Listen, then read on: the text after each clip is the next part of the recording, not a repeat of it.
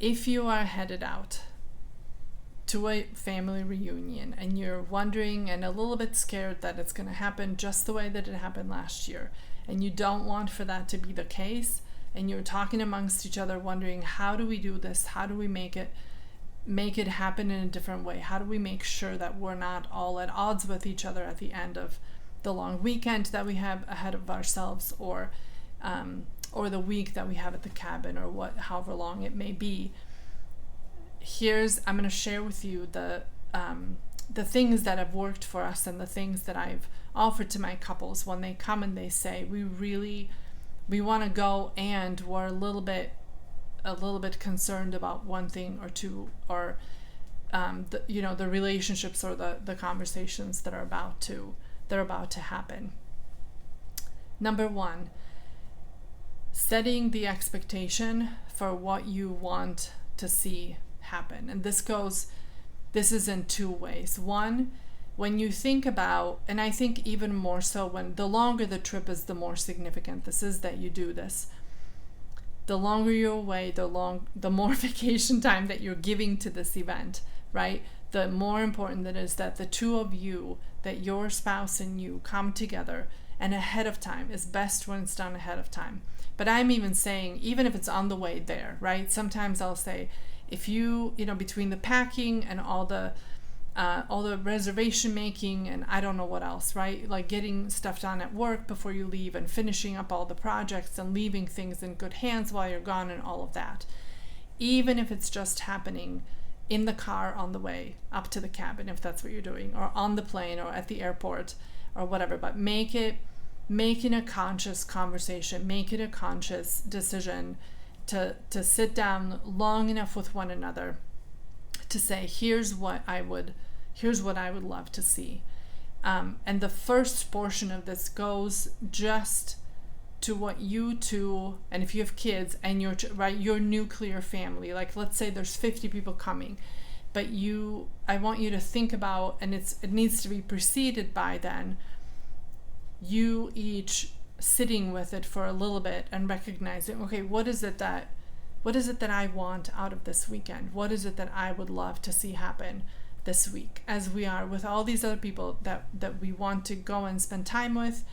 And also I want a piece of a piece of time, or a piece of energy, or a piece of this week, a part of it to be spent in a particular way. And maybe that's that you two go and have dinner together, or go on a hike with just the two of you and somebody else watches your kids, or your nuclear family just gets to do something that you are all interested in and nobody else wants to do. And it's important that, if we're paying for the tickets, or we're heading out to this part of the country, or to this part of the world, that we don't miss out on that, right? That we don't not do it because somebody else isn't in favor of that activity. Being able to come up with what those things are, and agreeing on, and knowing, kind of having a good sense about, right, what would be, based on what we already know, when might be the best time to do this, how might we address or talk to, and who would we talk to about watching our children while we do this, if it's something that you two do by yourselves, or if it's you as a family, right? When would be, right, how many days are we going to be sort of doing just fine, and then everybody needs a break, right? The kids get overwhelmed, it's too busy, it's too much activity, it's too many people that they don't know, it's whatever it may be. But being able to come up with a plan, and having a clear sense of, here's what would be really important to me that, right, either you and I do, or that we do as a family, in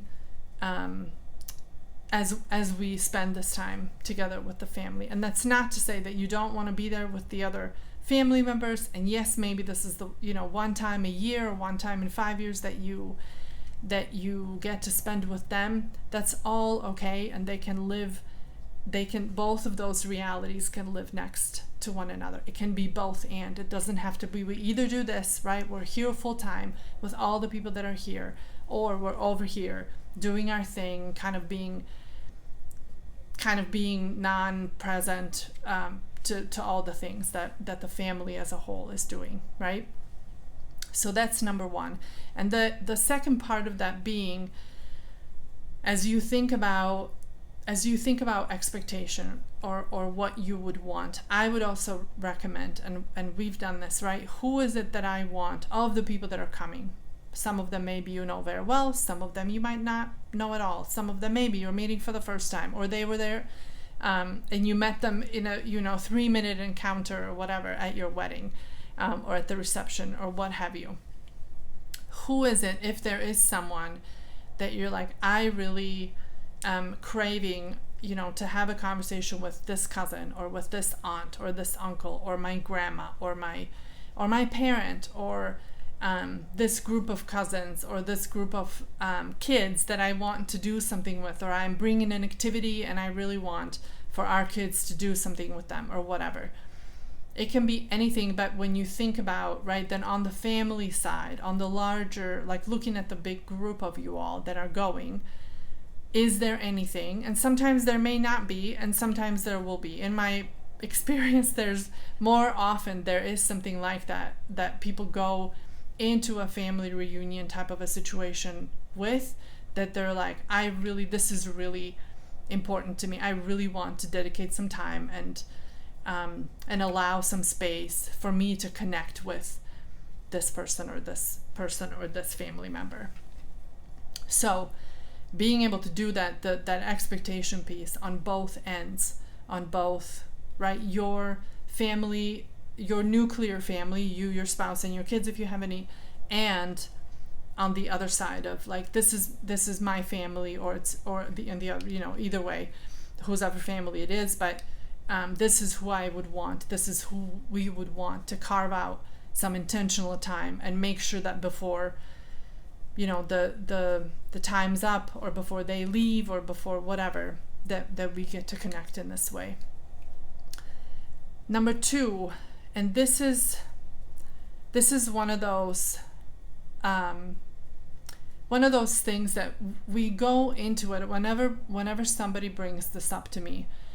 It's with the greatest of intentions, but I end up reminding people that even when you see it in a particular way, when you want to talk to somebody about something, they may not be, whether it's interested or ready or available for that conversation, and you wanting to bring them on the other side, on the right side of the spectrum with some of these things might not be what they're interested in doing. So what I am saying, and I've jokingly said to somebody to send a group message to all the family members before the reunion even starts and say to them, let's all remember, right? Like, we're all looking forward to spending time together. Let's all remember that we had set up some rules the last time that we got together, and for this to be a lovely time, let's remember the things that we don't talk about here unless all the parties want to be present and talking about it, right? And some of those things for a lot of families, and your family might be one, right, is politics, or it's religion, or it's money, or it's gender issues, or it's weight, or whatever else it is that's on your, like, school choices. I don't know. It's a little bit different for every family, but there's certain things, or some of these things that I just mentioned, that in most cases, and in particular if it's, right, if it's tied with we're also drinking all day or in the evening or whatever, as we're having these conversations, that those interactions or those conversations just don't go the greatest. So realizing what those are, realizing the things that we're unable or unwilling to talk about in any particular way, just leave them at the door, right? And talk about all the other things that are meaningful, that are fun, that are connectful, and create, right, by doing so, create this connectful atmosphere for all the people that are there, no matter where they stand on all these issues that may be sort of divisive, or where you may be contradicting one another. The third thing, and this one would be what I call, and it's more important to do for the person that isn't, or the other way, that's the member of the family whose family reunion you're going to. But I want you to set up a system, set up a rule around, this is when you and I are going to do some check-ins. I want to make sure that you're having a good time. I want to make sure that you're not stuck somewhere in a situation where you don't know how to get yourself out or what have you. And the longer that trip is, right, the longer that the time is that you have with these people, the more important that you do them on a regular basis. And what I mean is you two getting together, and sometimes it'll be a 5-minute interaction, sometimes it'll be a 1-minute interaction even, but just like walking in together somewhere and saying to one another, how are you doing? How is it, right? How is your day going? Are you feeling included? Do you need my support in any way? And in, like I said, in particular, if the family whose family reunion you're attending, if it's my family, then I would be doing this, and I would make sure to check in with my spouse to say, hey, husband, how are you doing, right? Anything that happened that I should know about, anything we need to deal with, any changes, anything with the kids, anything that I didn't see happening, or that I wasn't included in, that I should know about, or that we should deal with as a family, or whatever it may be. Making sure that you have points of connection planned out in advance, again, agreed upon in advance, right? That at a minimum, we're going to have these like little powwows, you and I, away from everybody,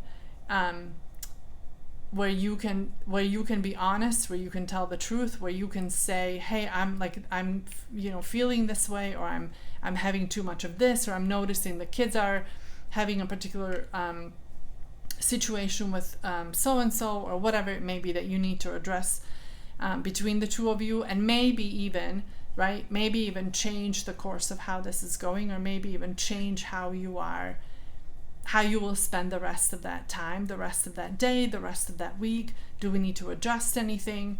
And it will allow room for you to even just say, like, hey, I don't feel that great, or like, we stayed up way too late last night, we can't do that every day, or so-and-so is expecting me to go do X, Y, and Z, and I do not know how to say no, or whatever. I need you to come bail me out, or whatever it may be. And being able to just sort of, it's not even about taking each other's side, but making sure that in the environment that your spouse is in, if it's not their family, I want to make sure that they're comfortable. I want to make sure that they're having a good time. And if there's anything that I can do to help to that end, right, then I want to know it. And the only way for me to find it is if we connect about it sort of in a purposeful way, and he is able to say, hey, this, and this, and then we can address it. If we don't have those, then what happens? We get to the very end of the trip, and then you hear about it at the very end, when I can't change anything about it. We can't go back and sort of redo Tuesday, or redo Friday night, or redo, like, we should have done this, or we should have gone there, or not done this, or not gone there, right? There's nothing or very little that you can do at that point. And so having these, and I would say at a minimum once a day, sort of touch points with one another, where you can say the thing and sort of connect with one another, and just be like, hey, what do we need? How are we doing? How are the kids? Is there anything that we need to be aware of that I want you to know, or that we need to change? And the bonus last little bit, and some people make this a game, and it's great if you can. If you need to come up with a code phrase or a code word, right? So that in a situation where you're like, I really don't feel comfortable saying, hey, can I talk to you in the kitchen for 10 minutes? And I in some ways, I would want for everybody and their situation to allow for that, right? And that's not the case. So coming up with a phrase or a sentence or a question or whatever that you can say that the other person will know, hey, I need you right now, or a wink, or a funny face, or a sign with your hands, or whatever it may be. Couples make it different things, and it doesn't matter what it is, so long as the two of you are in on what this means and what do we do then when I see you do that, or when I hear you say that thing, right? So it could be something as simple as, hey, Sophie wanted, one of our kids or whatever, she wants you to come see something outside, and you'll know, oh, it has nothing to do with the kids, but there's something that I need to talk to you about, and I don't feel comfortable saying I need to talk to you about, so and so, or whatever, or the situation that just occurred. So these three, plus the bonus tip, I invite you to put them to work. And if you don't know exactly how you would go about setting that up in advance and making sure that you're not sitting at the end of the time, at the end of the trip, right, with all these regrets that are sort of unrepairable at that point, I walk you through this in another video, and I'll post that here if that's helpful. Come on and watch it, and I'll see you there.